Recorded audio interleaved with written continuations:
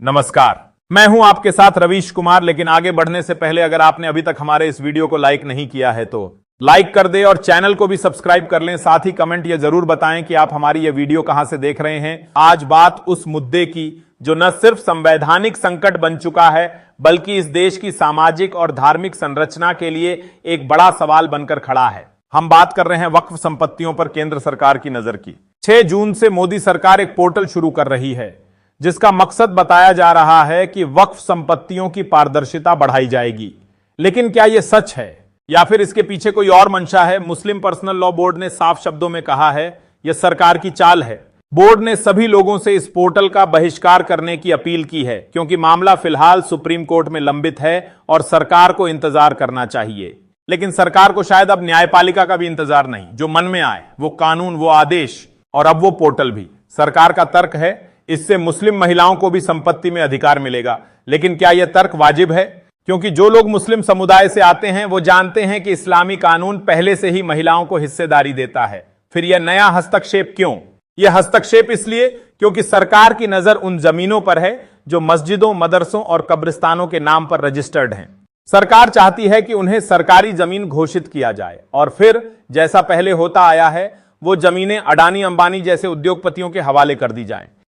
सोचिए, अगर किसी जगह पर मस्जिद बनी हुई है और एक मजिस्ट्रेट यह कह दे कि यह तो सरकारी जमीन है, तो क्या वह मस्जिद बच पाएगी? क्या मदरसा, दरगाह या वक्फ की संपत्ति उस कागजी फैसले से मिटा दी जाएगी? और मजिस्ट्रेट कौन नियुक्त करेगा? सरकार। फैसला कौन देगा? सरकार। तो निष्पक्षता की उम्मीद किससे? मुस्लिम पर्सनल लॉ बोर्ड का कहना है कि यह बिल न सिर्फ असंवैधानिक है बल्कि यह संविधान की आत्मा, धर्मनिरपेक्षता का भी उल्लंघन करता है।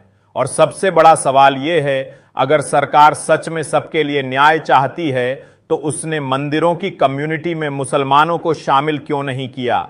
जब सुप्रीम कोर्ट ने यह सवाल उठाया तो सरकार का जवाब था यह राज्य सरकारों का विषय है।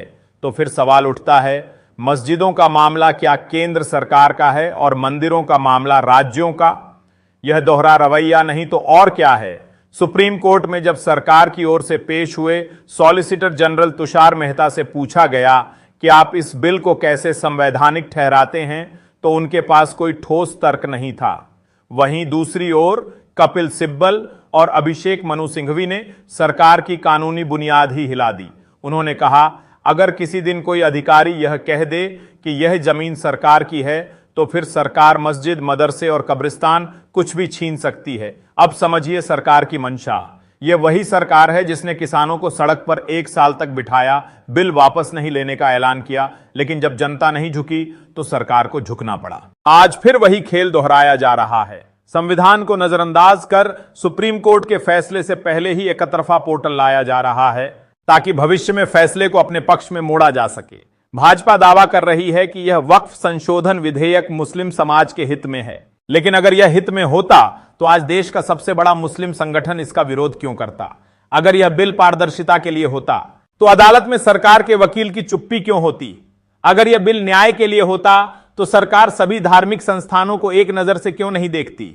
सच यह है कि सरकार इस बिल के जरिए धार्मिक ध्रुवीकरण की राजनीति को आगे बढ़ा रही है क्योंकि यह सरकार जानती है कि जब तक हिंदू मुसलमान के नाम पर बहस होगी तब तक महंगाई, बेरोजगारी और भ्रष्टाचार से ध्यान भटकाया जा सकेगा और यही उनकी असली राजनीति है। इसलिए आज जरूरत है कि हम संविधान के साथ खड़े रहें, सुप्रीम कोर्ट के फैसले का सम्मान करें और सत्ता से सवाल करना न भूलें क्योंकि सवाल पूछना लोकतंत्र की पहली शर्त है। इस पूरे मसले का सार यही है, मोदी सरकार एक बार फिर धार्मिक ध्रुवीकरण के जरिए राजनीतिक फायदा उठाना चाहती है।